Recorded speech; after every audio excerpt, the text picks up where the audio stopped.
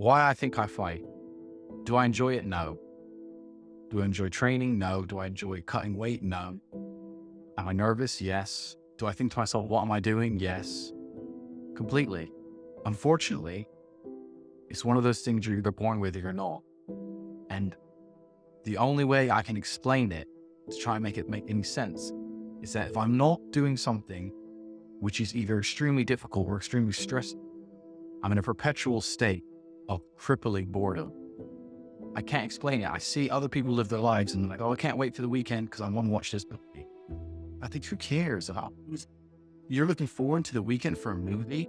Looking forward to the weekend to get drunk? Like, these things to me are so mundane. They mean nothing.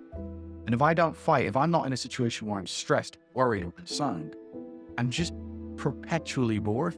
And boredom's crippling. If you're an intelligent person, you've got a good brain on your shoulders. You can't just sit there bored. No.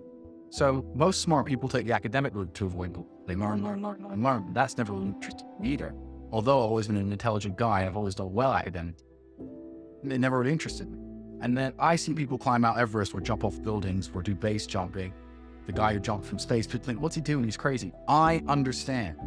Because some people can't live all their lives. Some people cannot just function 9 to 5 office job, get drunk on weekends. That is not for some individuals, and it's not for me.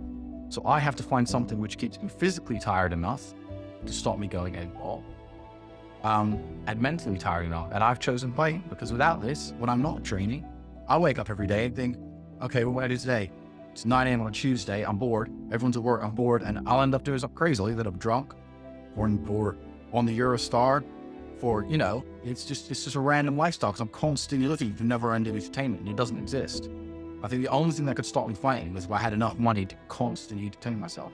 Unless I'm a billionaire, I need something that keeps me focused, that keeps me occupied in mind. With fighting, I have to train twice a day, and I have to train hard.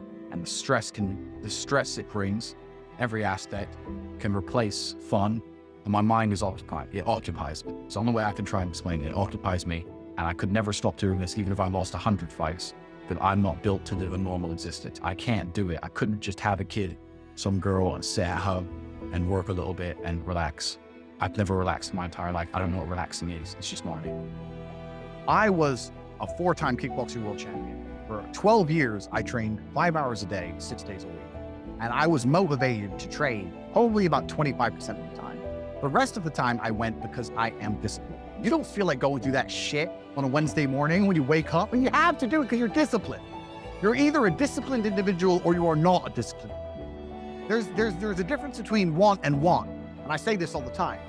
People say to me, I want to be rich. And I say, okay, well, I want to be able to ice skate, but I don't want to be able to ice skate enough to go learn how to ice skate because I can't be bothered. I mean, surely if I could click my fingers and be a figure skater, I'd click my fingers. Who wouldn't?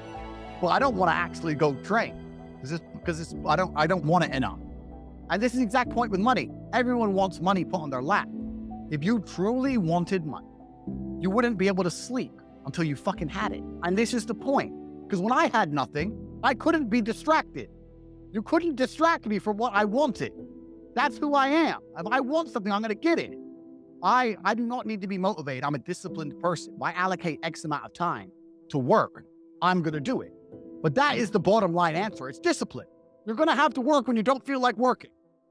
That's how it's going to have to be, or you're never going to be eating. One of the only things in this world you can control is your state of mind. You can't control the weather, you can't control other people, you can't even control your health. You might get a brain hemorrhage, you might get hit by a bus. One of the very few things in the world you have genuine control over is your state of mind. You decide if you're a disciplined person. You decide if you're a happy person. You decide if you're a depressed person. These are things that in real time you can affect in your brain. This is all you can control on Earth. If you can't control that, then you're just a feather in the wind. And life's gonna blow you around and you might land somewhere good, you might land in dog shit, nobody knows. Your state of mind is what you should be able to control. If you can't wake up and say, today I'm making some money, and actually try your very, very best, and actually stay dedicated to that task. If you can't do that, you're fine. Every man understands you shouldn't be complaining about things you cannot change. You have to play the cards you're dealt. To be born a certain height and then to sit there and go, what do I do? I'll tell you what you do. You become the best version of yourself, just like everyone else does. Nothing about the height is in and of itself enough value for me to be a valuable man. As a man, you build your value.